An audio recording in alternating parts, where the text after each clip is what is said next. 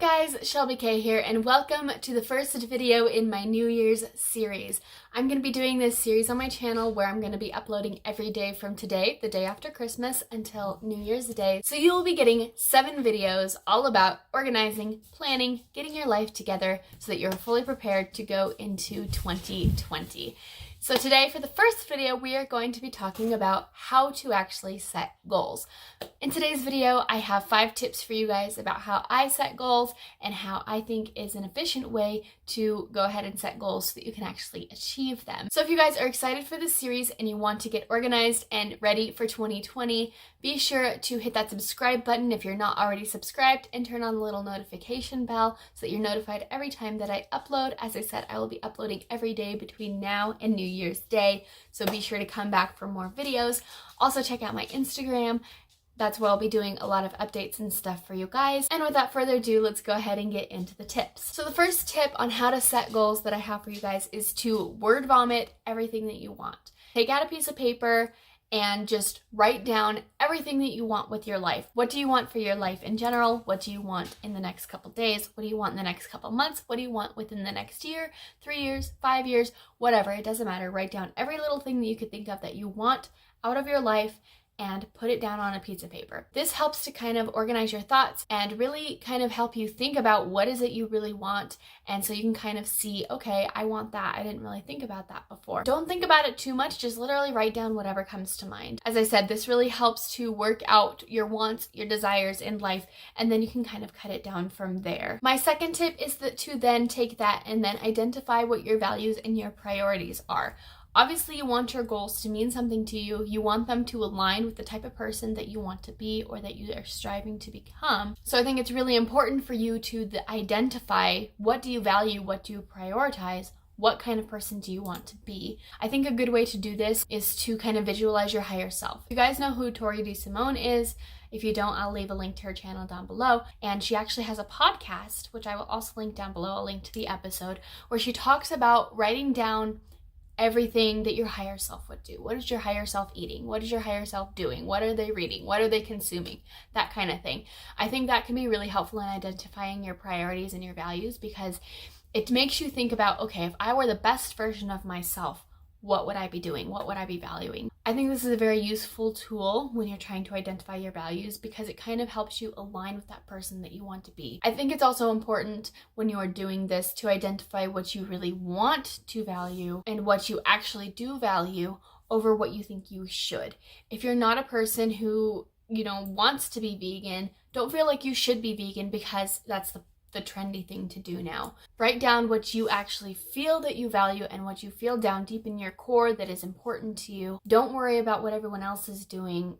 Do what you feel like is going to be right for you. Then once you have your values, figured out what do you value, then go ahead and put that in a list of an order of how important they are to you. That is going to be your priority list. So what I did is the things that I value most are my close relationships, my mental and physical health, creating content, my pets, inspiring and helping others, feeling like myself, feeling like I'm being genuine and authentic, and experiencing life.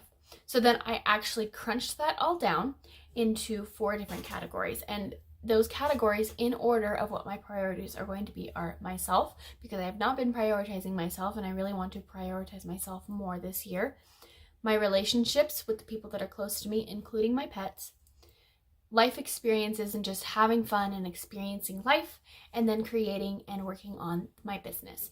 So those are my priorities and values. I think it is very important to identify those things before you start making goals, because then you can align your goals with those values and priorities. Tip number 3, and this really kind of depends on the goal. This is not going to apply to every single goal, but is to set a time frame or set a specific date by which you want to have this goal achieved. This is not going to be possible for every single goal. If you're trying to just be healthier in general, maybe you can't really set, I want to be healthy by March of 2020. That might not be the most achievable, but you can say, okay, if I want, let's say maybe you want to lose some weight. I want to lose 10 pounds by September of 2020 or something like that. As I said, this is not going to go for every single goal, but if you can set a time frame and set a deadline on it, do it. Because setting a deadline makes it more likely for you to follow through. It kind of puts the pressure on because you set this deadline for yourself and you say, oh, I want to actually achieve this goal by this date, so I really need to work on it so that I can make sure that happens. It makes you more accountable and it makes you more